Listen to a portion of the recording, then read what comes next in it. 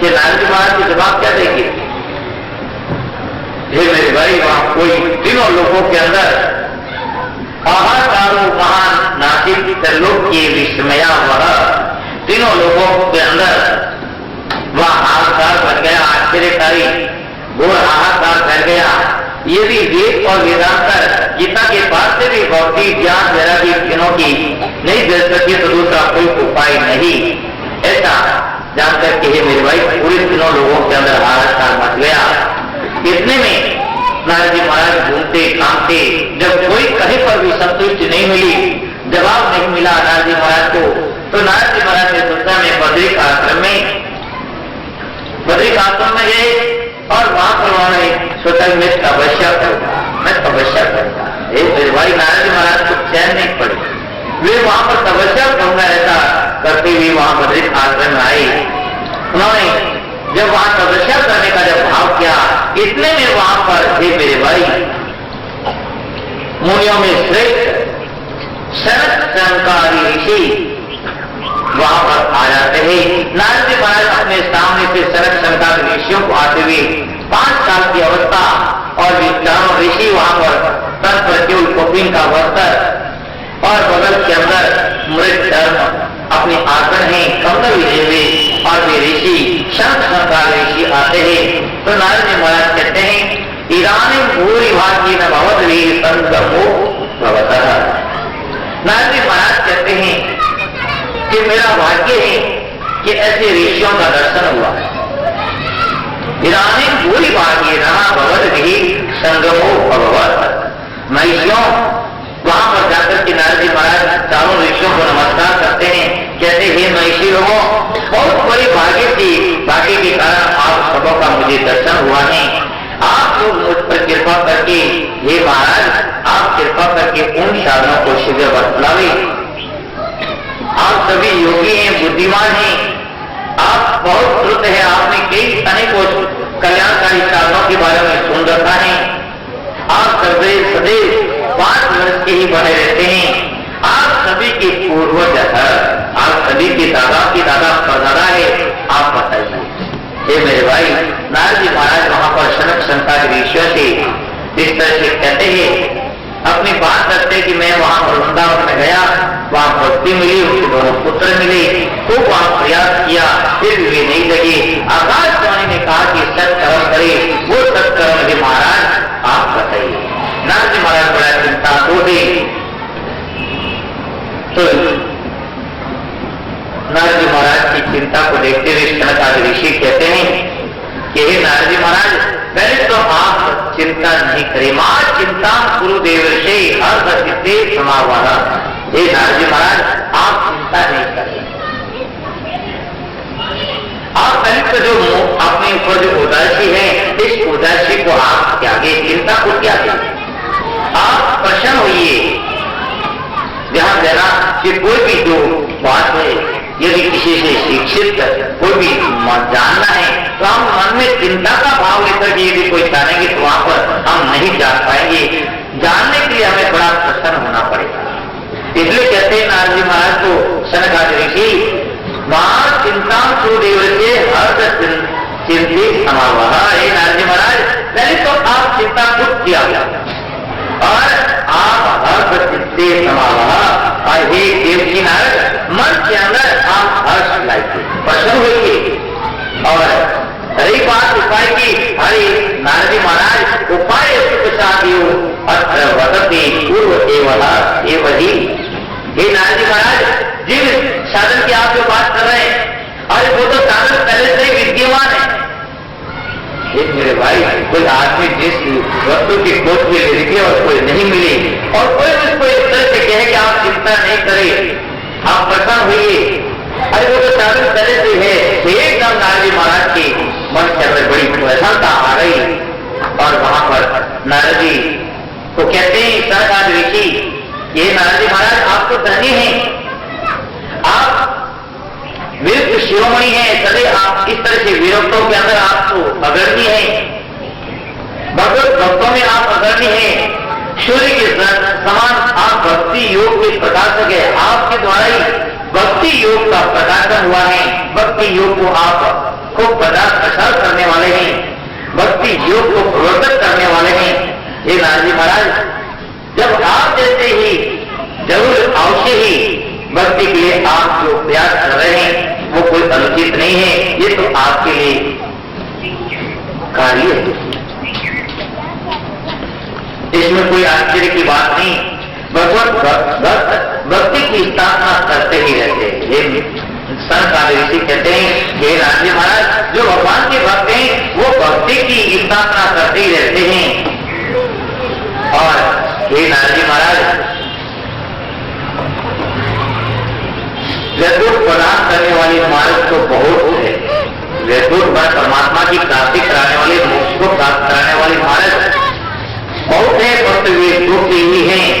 आकाशवाणी में जो सत्कर्म का जो निर्देश दिया नारद जी महाराज, उसे आप प्रसन्न मन से बड़े सावधानी पूर्वक होकर के सुनिए। द्रव्य यज्ञ, तप यज्ञ, योग यज्ञ, स्वाध्याय यज्ञ और जो शास्त्रों के अर्थ के साथ में जो ज्ञान है उस यज्ञ, ये सब के सब यज्ञ है नारद जी महाराज, ये केवल कर्मों का ही संकेत करते हैं, ये सब कर्मों का संकेत करते हैं। सत्कर्म तो केवल ज्ञान यज्ञ को ही बताया है। हे नारद जी महाराज, सत्कर्म तो केवल ज्ञान यज्ञ को ही है। हे मेरे भाई, जो देखो ये जो ज्ञान यज्ञ आज जो अभी प्रारंभ हुआ है अपना, आज श्रीमद् भागवत भक्ति ज्ञान महोत्सव, इन्हीं को ज्ञान यज्ञ कहते हैं। तो यहाँ पर सनक ऋषि कहते हैं ज्ञान यज्ञ, सत्कर्म को ज्ञान यज्ञ बताए हैं। और हे नारद जी महाराज, सुखदेव आदि ऋषियों के द्वारा जो श्रीमद् भागवत पारायण है, जो 7 दिन का, उनसे बढ़कर के और कोई कल्याण का साधन नहीं है। श्रीमद् भागवत की आवाज जहां तक जाती है, उस आवाज मात्र को सुनने मात्र से कलयुग के सभी पाप नष्ट हो जाते हैं। ऐसा यहाँ पर बताया कि हे नारद जी महाराज, ये श्रीमद् भागवत महापुराण जो है, उनका आवाज मात्र सुनने से कलयुग के सभी पाप नष्ट हो जाते हैं। आप वेद वेदांत के उद्घोष यहाँ पर ध्यान देना। जब सनत आदि ऋषियों ने ऐसा कहा कि श्रीमद् भागवत महापुराण ही एक ऐसा शास्त्र है, उनकी द्वारा सभी पाप नष्ट हो जाएंगे, तो यहाँ पर नारद जी महाराज को शंका होती है कि महाराज, मैंने ये जो श्रीमद् भागवत महापुराण है, ये वेदों का साहित्य है और वेद वेदांत और गीता का तो मैंने पाठ किया, फिर भी उनकी मूर्छा गई नहीं ज्ञान भक्ति की, तो फिर भागवत के द्वारा कैसे जाएंगी?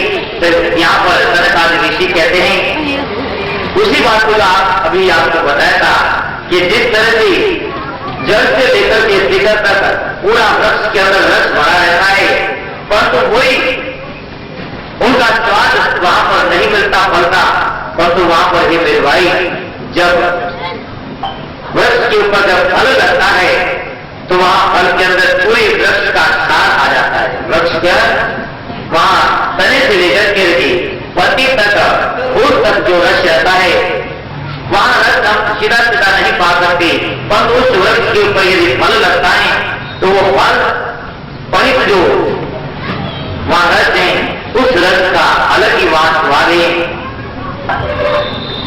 इसी तरह ये श्रीमद् भागवत महापुराण वेदों के सार रूप में है। जैसे दूध है, दूध के अंदर, पूरे दूध के अंदर घी है, परंतु वहां पर घी का हम स्वाद नहीं ले सकते।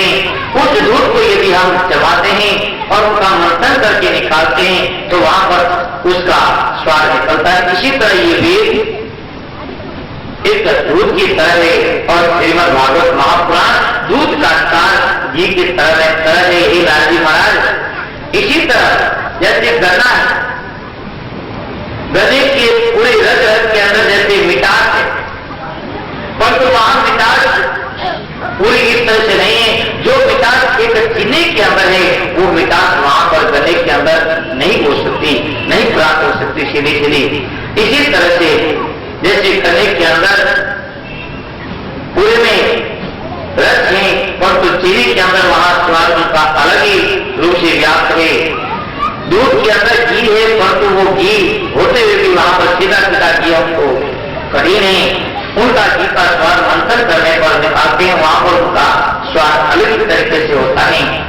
इसी तरह से हे नारद महाराज, ये श्रीमद् भागवत महापुराण है जो पूरे वेदों का सार है, निचोड़ है। आप इस श्रीमद् भागवत महापुराण के ज्ञान यज्ञ करें और इस ज्ञान यज्ञ के द्वारा भक्ति के जो बुढ़ापा है, मूर्छा है, वो उसकी नष्ट हो जाएगी।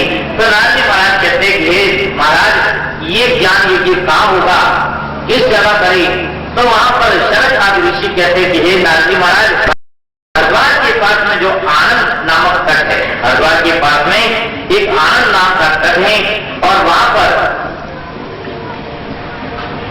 अनेकों वहां पर जीव रहते हैं। आपसी वैर भाव त्याग करके वहां जितने भी जो प्राणी रहते हैं सब बड़ी आपसी वैर भाव त्याग करके बड़ी आनंद से वे निवास करते हैं। ऋषियों, देवों और सिद्धों का निवास है। आप वहां पर किसी ज्ञान यज्ञ का आयोजन करें तो जरूर जहां पर भक्ति का श्रीमद् भागवत महापुराण होती है वहां पर भक्ति और उनके दोनों ज्ञान, उनके पुत्र ज्ञान और वैराग्य दोनों वहां आते हैं और भक्ति के अर्थ से वहां पर अपने कोई हुई करुण अवस्था को वापस पा करके वे इस भक्ति से ही वे पुष्ट होते हैं। आप वहां पर ज्ञान सत्र प्रारंभ करें। ये मेरे भाई नारद महाराज वहां से फिर आनंद तक आते हैं और वहां पर शरद आदि ऋषि को उन स्थान पर बैठाते हैं। नारद जी महाराज वहां भागवत की दीक्षा लेते हैं और वे सबसे आगे बैठते हैं। पूरा समाज, देव ऋषि, राज ऋषि सभी वहां पर आकर के बैठते हैं और शरद आदि ऋषि नारद जी महाराज को श्रीमद् भागवत महापुराण की महिमा सुनाते हैं। और उसी समय जब भागवत महापुराण की जब कथा की महिमा सुना रहे थे तो उस समय वहां पर कहते हैं शुद्ध जी महाराज के उसी समय परमात्मा श्री हरि वहां आ जाते। जब श्रीमद् भागवत महापुराण की कथा को जब सुना रहे थे शुद्ध जी महाराज वहां ऋषि को कहते हैं कि जब नारद जी महाराज इस तरह से भागवत की दीक्षा लेकर के सबसे आगे बैठे और पूरा समाज वहां आकर के बैठा और शरद आदि ऋषि जब भागवत की महिमा सुना रहे थे उसी समय वहां पर भागवत सत्ता की जब श्रेष्ठता बता रहे थे, उनकी महिमा बता रहे थे, उसी समय वहां पर परमात्मा श्री हरि भी वहां अवतरित होकर के आए और वहां भक्ति अपने दोनों पुत्रों के सहित ज्ञान और वैराग्य के सहित वहां आती है और भक्ति शिखौ सर्वो गिरवा प्रेमित रूपा सस्ता विराजित श्री कृष्ण गोविंद हरि पुरारी नादे के नामाने मोह बदलती। इस प्रकार से वो नामों का उच्चारण करती हुई भक्ति वहां प्रकट होती है और पूरा वहां मंडल जो है सभी जो लोग जुटे हुए उस भक्ति के साथ में जो भक्ति श्री कृष्ण गोविंद हरि मुरारी नादे की नामानी मोह बदलती, इस प्रकार से जो कीर्तन करते हुए सभी लोग उस कीर्तन के अंदर अपने आप में समाहित हो गए और सभी परमात्मा का वे चिंतन करते हुए आनंद लेते। हम सभी इस कीर्तन को करते हुए इस समय की कथा को विश्राम देते हैं। हरि बोल।